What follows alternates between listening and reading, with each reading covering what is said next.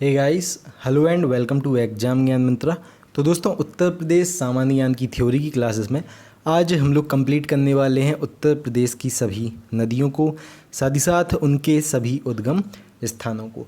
आप सभी को पता होगा उत्तर प्रदेश में जितने भी एग्ज़ाम कराए जाते हैं, चाहे यूपी ट्रिपल एससी आपका एग्ज़ाम कराए, चाहे यूपी एसआई का एग्ज़ाम हो, आपका यूपी जो कांस्टेबल का एग्ज़ाम हो, कोई भी एग्ज़ाम हो, तो उत्तर प्रदेश सामान्य ज्ञान के बहुत सारे क्वेश्चंस उनमें पूछे जाते हैं। और ख़ासकर इन्हीं टॉपिक से, जैसे कि ये उत्तर प्रदेश की भौतिक संरचना हो गई, साथ ही साथ नदियाँ वगैरह होंगी, बहुत सारे क्वेश्चन इनसे पूछे जाते हैं। रिसेंटली कल अपना बीएड का एग्ज़ाम भी हुआ है, तो उसमें भी उत्तर प्रदेश सामान्य ज्ञान में खासकर नदियों से बहुत सारे क्वेश्चंस पूछे गए हैं।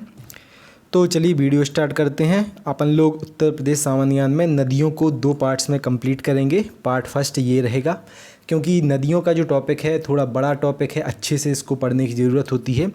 और सेट नंबर 12 है ये। इससे पहले 11 पार्ट्स हम लोग अच्छे से अपने कवर कर चुके हैं। जिन लोगों ने उन सभी पार्ट्स को नहीं देखा है, डिस्क्रिप्शन में आपको लिंक मिल जाएगी। इस तरह आपको वो पार्ट्स प्रोवाइड हो जाएंगे और वीडियोस के माध्यम से आप वो सब पार्ट्स कवर कर सकते हैं।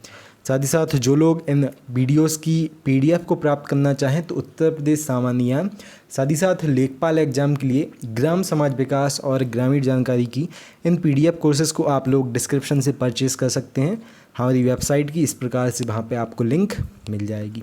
साथ ही साथ किसी भी जानकारी के लिए जो इम्पोर्टेंट अपडेट्स रहते हैं उनको करने के लिए आप हमारे व्हाट्सएप ग्रुप और टेलीग्राम ग्रुप को भी ज्वाइन कर सकते हैं। सभी इंपॉर्टेंट अपडेट्स पीडीएफ्स आपको यहाँ भी प्रोवाइड करा दी जाती हैं। साथ ही साथ ग्राम समाज विकास और ग्रामीण जानकारी को अगर आप लोग वीडियोस के माध्यम से कंप्लीट करना चाहें, तो हम लोग 31 वीडियोस कवर कर चुके हैं ग्राम समाज विकास क्लासेस की। डिस्क्रिप्शन में इनकी भी आपको लिंक मिल जाएगी इस प्रकार से। ठीक है, चलिए आज की क्लास स्टार्ट करते हैं अपनी। दोस्तों, हमारी जितनी भी क्लासेस रहती हैं, मैंने जैसा कि आपको बताया, नोट्स पर बेस्ड रहती हैं। उत्तर प्रदेश सामान्य ज्ञान के नोट्स से ही हम लोग ये क्लास अपनी कवर करेंगे। तो पहला पॉइंट है यहाँ पे, उत्तर प्रदेश की सबसे लंबी नदी कौन सी है। ठीक है, आप सभी को पता होगा गंगा नदी उत्तर प्रदेश की सबसे लंबी नदी है। उत्तरकाशी ज़िले जो उत्तराखंड में है अपना, उत्तराखंड के उत्तरकाशी ज़िले का जो एक गंगोत्री हिमनद है, यानी कि गंगोत्री ग्लेशियर, वहाँ से गंगा नदी का उद्गम होता है और उत्तर प्रदेश की सबसे अधिक लंबी नदी है। इसकी अगर टोटल लंबाई के बारे में बात करें तो 2525 किलोमीटर गंगा नदी की पूरी लंबाई है। अगला क्वेश्चन देखें, तो हिमालय पर्वत से निकलने वाली उत्तर प्रदेश की प्रमुख नदियाँ कौन कौन सी हैं। ठीक है, आप सभी को पता होगा कुछ नदियाँ जो हिमालय पर्वत है उसके ग्लेशियर्स से निकलती हैं। ठीक है, कुछ नदियाँ विंध्याचल पर्वत से भी निकलती हैं। ठीक है, कुछ मैकाल पर्वत से जो पठार वगैरह होते हैं इनसे भी निकलती हैं। चलिए, तो हिमालय पर्वत से निकलने वाली नदियाँ हैं प्रमुख अपनी, एक तो गंगा हो गई अपनी, यमुना, काली नदी जिसको शारदा भी कहा जाता है, रामगंगा नदी, घाघरा, गंडक और राप्ती। उत्तर प्रदेश की ये प्रमुख नदियाँ आपकी निकलती हैं हिमालय पर्वत से। ठीक है, अगला पॉइंट देखते हैं, उत्तर प्रदेश के मैदानी भाग से निकलने वाली प्रमुख नदियाँ। तो दोस्तों, मैदानी भाग से उत्तर प्रदेश की एक तो गोमती निकलती है जो कि पीलीभीत के दलदल से निकलती है। इसके बारे में हम लोग आगे भी पढ़ेंगे, ठीक है, चिंता ना करें, ये तो अभी हम लोग थोड़ा बेसिक देख रहे हैं। वरुणा नदी है एक, पांडो, सई, इसन और, ठीक है, इतनी ही नदियां हैं जो कि मुख्य नदियां हैं और मैदानी भाग से निकलती हैं अपने उत्तर प्रदेश में।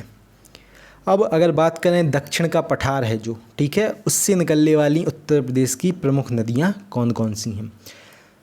तो एक हो गई चंबल नदी, एक बेतवा नदी, कैन, सोन, टोंस, कन्हार नदी है और रिहंद नदी है। ठीक है, सोनभद्र में है ना रिहंद बांध परियोजना, हम लोगों ने पढ़ा है इसको, तो एक रिहंद नदी ये भी है। ठीक है, ये निकलती हैं इतनी नदी दक्षिण पठार से।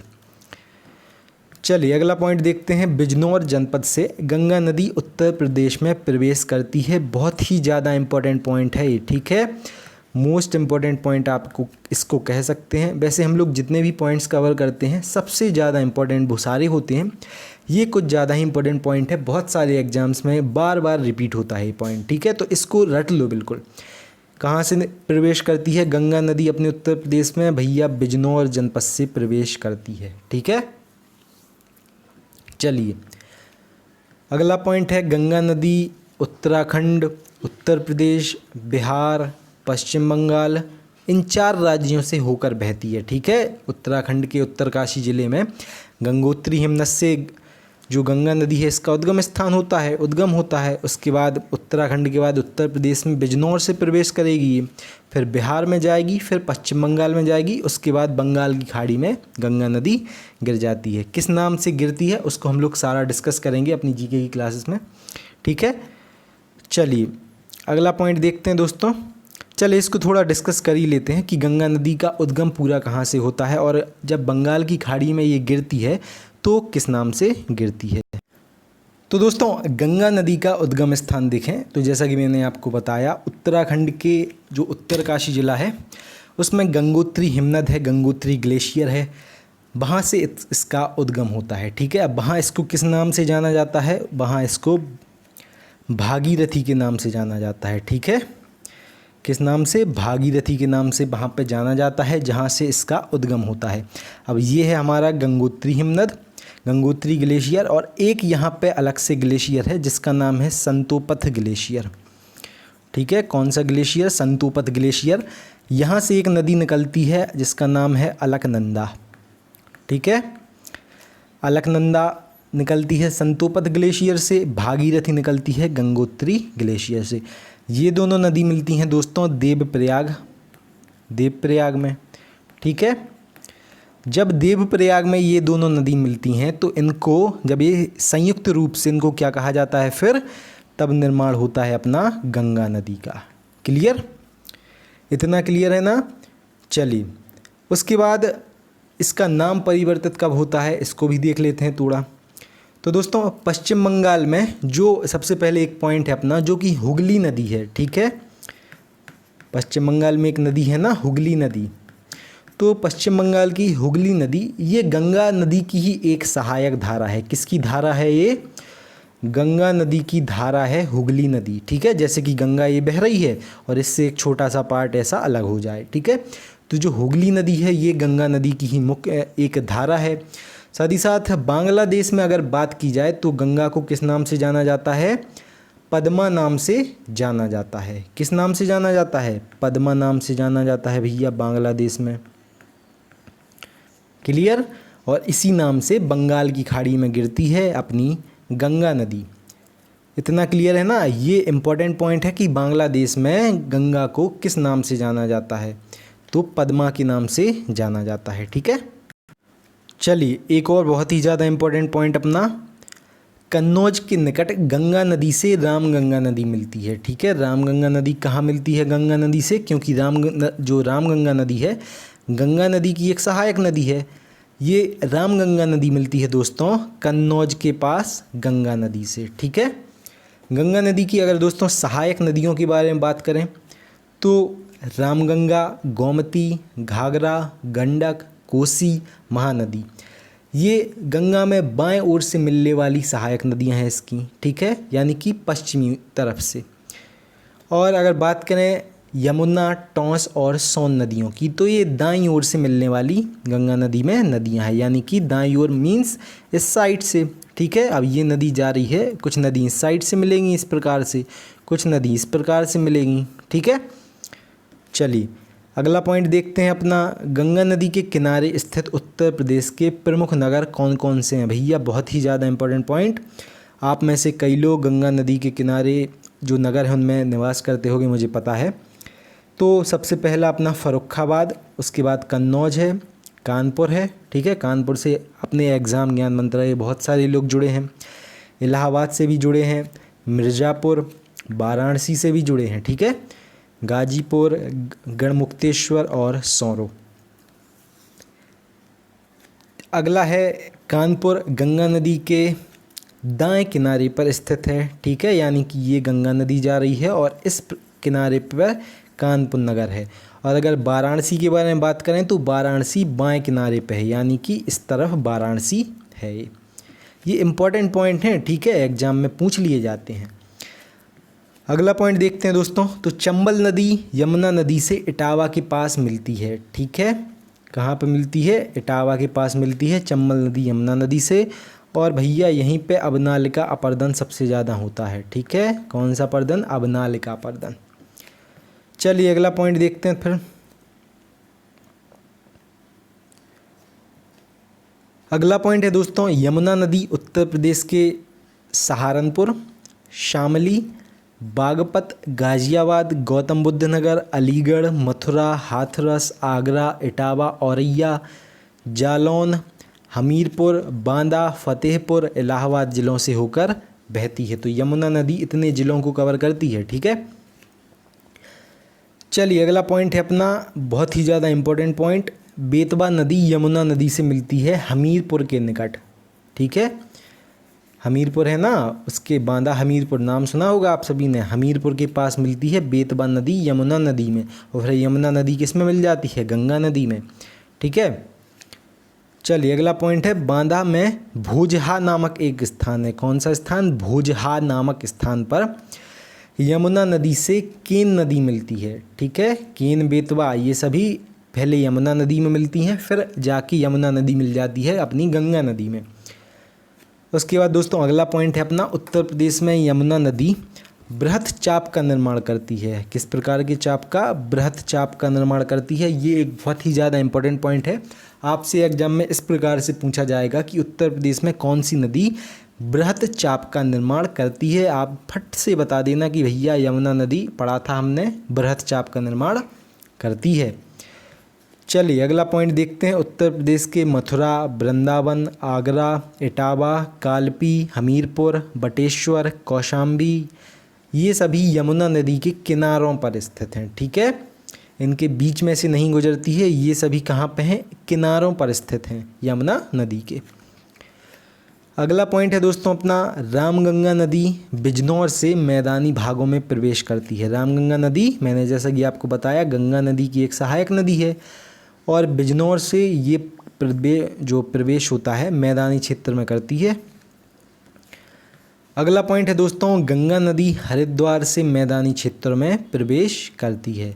किस क्षेत्र से? हरिद्वार से। क्लियर? चलिए अगला पॉइंट है अपना, शारदा नदी पीलीभीत एवं नेपाल की सीमा को निर्धारित करती है। ठीक है, ये जैसा कि ये पीलीभीत हो गया और इस साइड ये नेपाल है, इस साइड ये पूरा उत्तर प्रदेश का पार्ट है। ठीक है, क्लियर? तो ये बीच में क्या गई है? ये बीच में शारदा नदी गई है और ये सीमा निर्धारित करती है। अगला है दोस्तों अपना पॉइंट, हिंडन नदी मिर्ज़ापुर के मैदानी भागों में बहते हुए बिहार और उत्तर प्रदेश की सीमा का निर्धारण करती है। जैसा कि यहाँ पे लिखा है, मोस्ट इम्पॉर्टेंट ये पॉइंट है। ठीक है, तो आपसे एग्जाम में इस प्रकार से पूछा जाएगा कि कौन सी नदी मिर्ज़ापुर के मैदानी भागों में बहते हुए बिहार और उत्तर प्रदेश की सीमा का निर्धारण करती है, सीमा को बनाती है। क्या बताएंगे? ये है आपका उत्तर प्रदेश, ये है बिहार और बीच में कौन सी नदी है? हिंडन नदी। क्लियर? चलिए अब थोड़ी देखते हैं कुछ नदियों के प्रमुख जो नदियां हैं उनके उद्गम स्थान देख लेते हैं जो उत्तर प्रदेश से रिलेटेड हैं। ठीक है, वैसे तो अपन लोग जीके में भारत की पूरी नदियां अच्छे से कवर करेंगे। चलिए तो सबसे पहली नदी गंगा नदी, अपनी उद्गम स्थान है गंगोत्री हिमनद, गंगोत्री ग्लेशियर। ठीक है, दूसरी है दोस्तों यमुना नदी, इसका उद्गम है बंदरपूंछ। तीसरी है दोस्तों अपनी रामगंगा नदी, रामगंगा नदी का स्थल जो उद्गम स्थान है कहाँ पे है? दूधा टोली नामक एक स्थान है हिमाचल श्रेणी में। ठीक है,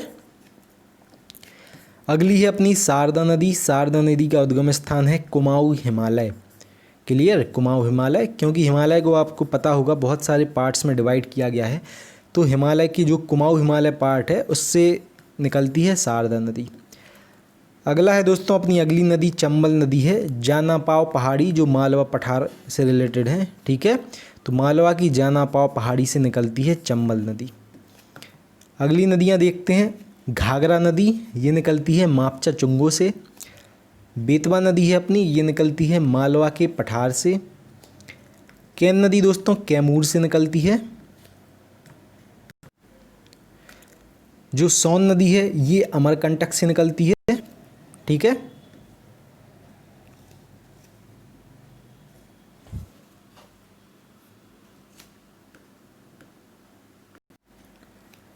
जो गोमती नदी है ये निकलती है पीलीभीत लखनऊ से।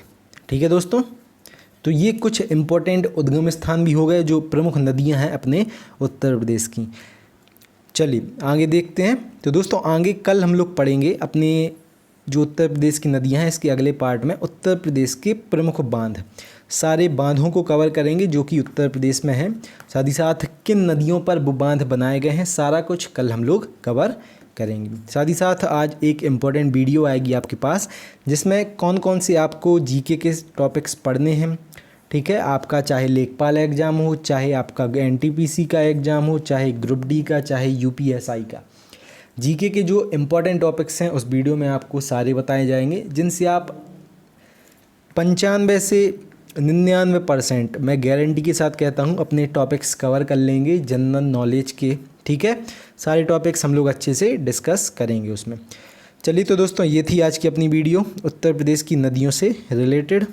मैं आशा करता हूँ ये सारे क्वेश्चन जो थे आज के आपको अच्छे से समझ में आ गए होंगे। साथ ही साथ जो लोग इन नोट्स की पीडीएफ को परचेज़ करना चाहें, डिस्क्रिप्शन में मैंने जैसा कि आपको शुरुआत में बताया था हमारी वेबसाइट की आपको लिंक मिल जाएगी, आप वहाँ से इन पीडीएफ्स को परचेज़ कर सकते हैं।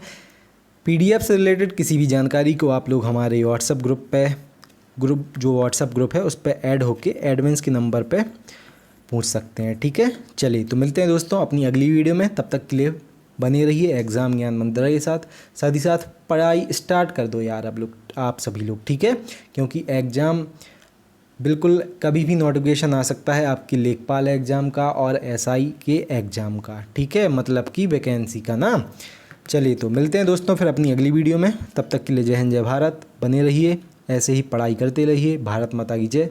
Have a great day.